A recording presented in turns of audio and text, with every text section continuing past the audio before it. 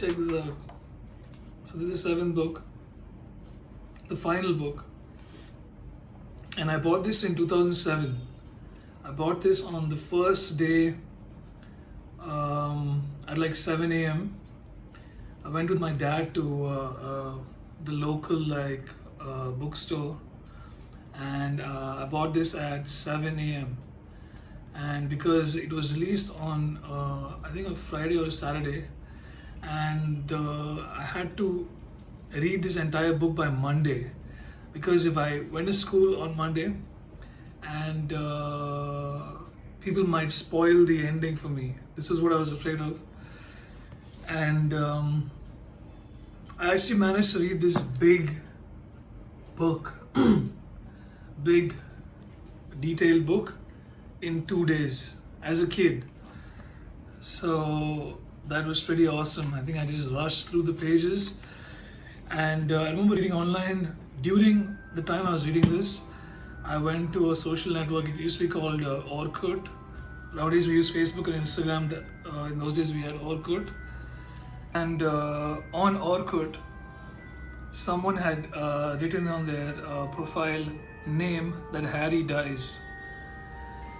I remember reading this and I was like 400, 500 pages into this book and being so pissed off that someone had spoiled the ending for me. And I was just devastated. And luckily enough, when I finished this book, spoiler alert, Harry does not die. He manages to win against Voldemort. And Voldemort was so powerful that he, in the end, kind of like kills himself. He's not able to kill Harry because of the Elder Wand, and then he kills a piece of himself in Harry or something, and then he dies. So he was the only one who was able to kill himself in the end. So Voldemort was the GOAT in terms of that. I mean, he was one of the GOAT villains, you can say. So Harry does not die at the end of Harry Potter, and it was really wicked. And then I went to school. I told all my friends I finished Harry Potter, the ending, and they couldn't believe it that I read the entire book on the weekend.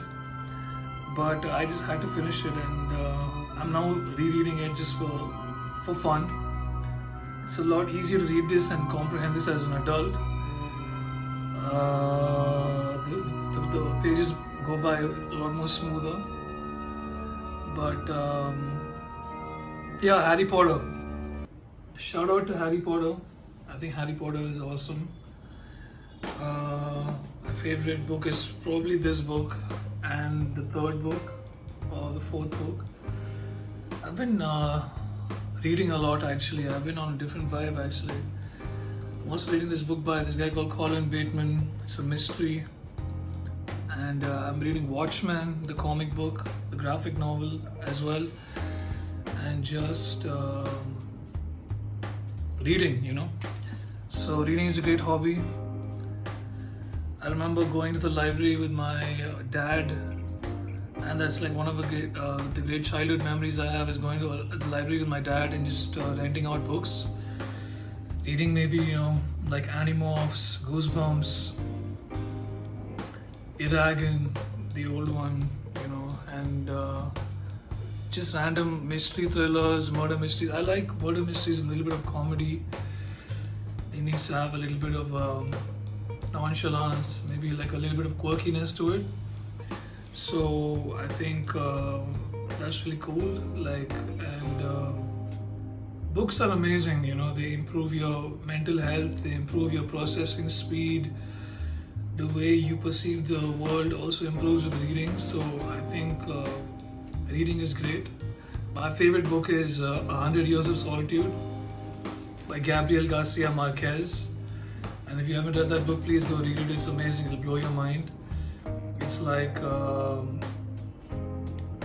fantasy realism, where he's like talking about reality, but it's in a fantastical way, and it goes on. It unravels beautifully, like, you know, like a tapestry or like some kind of like mural or something. And it gets more beautiful as it goes on, and it grows in substance, and it's really beautiful. So I think that's my favorite book, 100 Years of Solitude. Check it out. Anyway, I'm going to keep this video short. I just want to talk about Harry Potter and books for some time. Check out the books I've told you, and I'm going to be making another video about the different mediums of art. So I'll catch you on the next one, and peace.